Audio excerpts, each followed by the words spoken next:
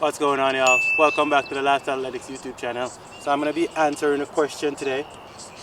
One of my subscribers asked me, when is the best time to do plyometrics, and is it okay to introduce or have plyometrics in your training all year round, even close to competition? So my answer is going to be based on what I do and how I look at plyometrics, right? So as a sprinter, if you're asking as a sprinter, plyometrics is one of the most important training regimen that you could implement and have in your training all year round to keep you as athletic as possible, keep your fast twitch muscle fibers going all year round. And there's a misconception around plyometrics. So people think plyometrics just mean doing a bunch of jumps like box jumps and depth jumps, single leg jumps, stuff like that, right? But for sprinters, we have to be very specific with our plyos. And when we look at plyometrics for sprinters, they have different categories. So sprint drills could be counted as plyometrics for sprinters. So that is one way you could implement plyometrics in your training all year round, by doing sprint drills. And how you could set up your sprint drills in your plyometrics is you're doing them every day, but you have levels to what you're doing, right? Like for example, what I do is a level 1 plyometric sprint day would be I would do marching drills and then go into skipping drills, and that would be considered plyometrics training, right?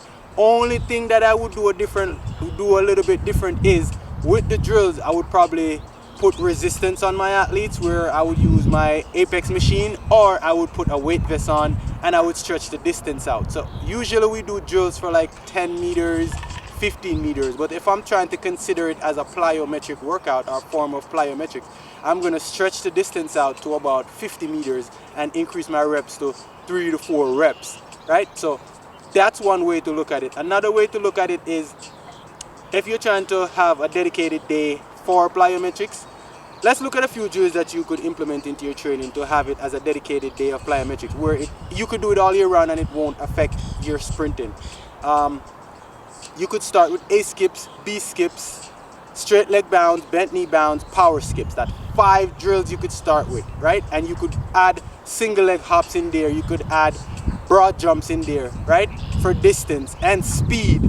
And these could be considered plyometrics, right? So what you would do is for your A skip, you do it for distance first, right? Where you're trying to cover 100 meters for A skip. And then for the next one, you do it for speed, where you would time it. So you give your athletes like 20 seconds to get in as much A skips as they can without losing form, and they take full recovery in between, and that is a form of plyometrics. And I would do that for all my drills. So if this answers your question, feel free to ask me some more questions. I like questions like these where I get to interact with you guys and kind of give you guys my perspective on training and how I structure training. So if you guys are new to the Lifestyle Athletics YouTube channel, remember to like and subscribe, and until the next video, we out.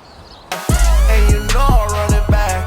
I want all the noise on the track, running laps, yeah. Like I'm Rock Troy, I'm living fast, switching lanes, yeah.